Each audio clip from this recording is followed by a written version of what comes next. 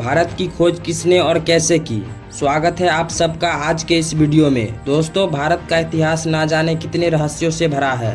भारत एक प्राचीन देश है जो अपने बीते सालों में हमेशा से हर मामले में परिपूर्ण रहा है। न कि केवल धन वैभव से बल्कि प्रकृति से भी हमेशा से परिपूर्ण रहे हैं और इसलिए भारत पर लोगों की पूरी नजर भी रहती है। उस समय यूरोप के लोग पूरी दुनिया पे अपना व्यापार करना चाहते थे। भारत में व्यापार करने के लिए उन्हें समुद्री मार्गों का पता नहीं था। उस समय अरब के लोग भारत के रास्तों को जानते थे, लेकिन उन्होंने यूरोप के लोगों को मार्गों के बारे में नहीं बताया। वास्को डी गामा पहले शख्स थे जिन्होंने भारत के समुद्री मार्गों को खोज निकाला था। कोलंबस भी भारत को खोजने गए थे, लेकिन अमेरिका जा पहुंचे।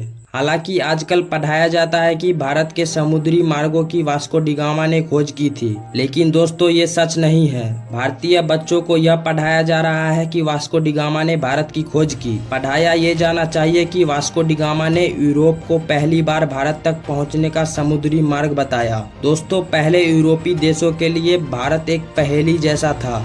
यूरोप अरब के देशों से मसाले, मिर्च आदि खरीदता था, लेकिन अरब देशों की कारोबारी उन्हें ये नहीं बताते थे कि यह मसाला वह पैदा किस जगह से करते हैं। यूरोपीय इस बात को समझ चुके थे कि अरब कारोबारी उनसे जरूर कुछ छुपा रहे हैं। ये कारोबारी अरब के उस पर पूर्वी देशों से ज्यादा परिचित नहीं थी। जहाँ तक सवाल भारत का है, तो इसके एक और हिमालय की एक ऐसी श्रृंखलाएं हैं जिसे पार करना उस दौर में असंभव ही था। भारत को तीनों ओर से समुद्र ने घेर रखा था। ऐसे में यूरोप वासियों के लिए भारत पहुँचने के लिए 3 रास्ते थे। पहला, रसिया पार करके चीन होते हुए। दूसरा रास्ता था अरब और ईरान को पार करके भारत पहुंचना, लेकिन ये रास्ता अरब के लोग इस्तेमाल करते थे और वे किसी अन्य को अंदर घुसने नहीं देते थे। तीसरा रास्ता समुद्र का था, जिसमें चुनौती देने वाला सिर्फ समुद्री ही था।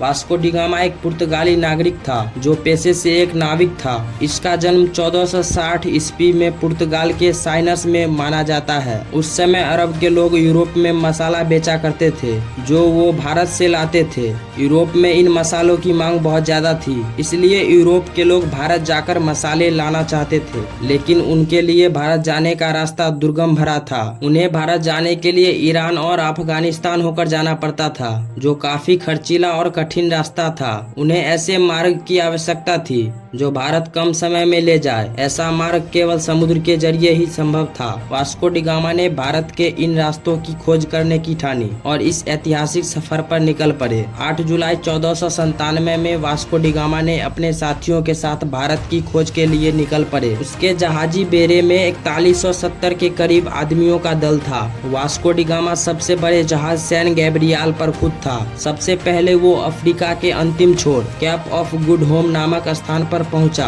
उसके बाद वह अफ्रीका के ही एक राज्य मोसम्बा आया, जहां के राजा ने उसकी मदद की और उसे एक अरब नाविक दिया जो भारत का रास्ता जानता था। वास्को डी गामा भारत कब आया? वास्को डी गामा अफ्रीका महाद्वीप का चक्कर लगाकर भारत के कलिकट बंदरगाह केरल पर पहुंचा था। 20 मई 1498 की तारीख थी जब वास्को डी गामा भारत के कलिकट बंदरगाह पहुंचा। भारत की खोज का यह सफर करीब 10 महीने का रहा। भारत आकर वास्को डी गामा ने स्थानीय राज्य के राजा से व्यापार का समझौता किया। उसने कई प्रकार के मसाले खरीदे। भारत से पुर्तगाल आने के दौरान समुद्री तूफान से उसके जहाजी बेड़े को नुकसान पहुंचा और उसके दल के कई लोग मारे गए। पुर्तगाल लौटने पर उसका भव्य स्वागत किया गया। अगली बार भारत आने पर उसने कलिका के राज्य पर आक्रमण कर दिया और कत्लेआम लूटपाट की। वास्को डी गामा ने यूरोप के लुटेरों, शासकों और व्यापारियों के लिए एक रास्ता बना दिया था। इसके बाद भारत पर कब्जा जमाने के लिए यूरोप के कई व्यापारी और राज्यों ने कोशिश की और समय समय पर वे आए और उन्होंने भारत के केरल राज्य के लोगों के धर्म बदलने में महत्वपूर्ण भूमिका निभाई। पुर्तगालियों की वजह से ब्रिटिश लोग भी यहाँ आने लगे।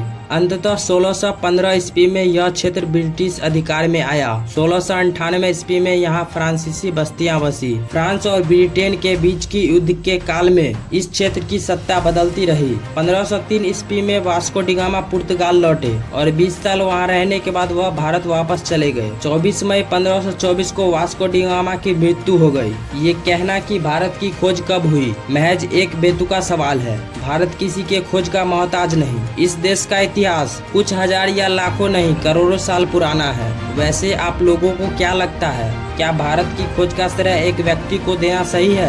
अपनी राय हमें कमेंट सेक्शन में बताएं। अगर ये वीडियो अच्छी लगी हो तो लाइक और शेयर करें और ऐसी ही पुरानी बातें के लिए हमारे चैनल को सब्सक्राइब करें। मिलते हैं अगले वीडियो में। धन्यवाद।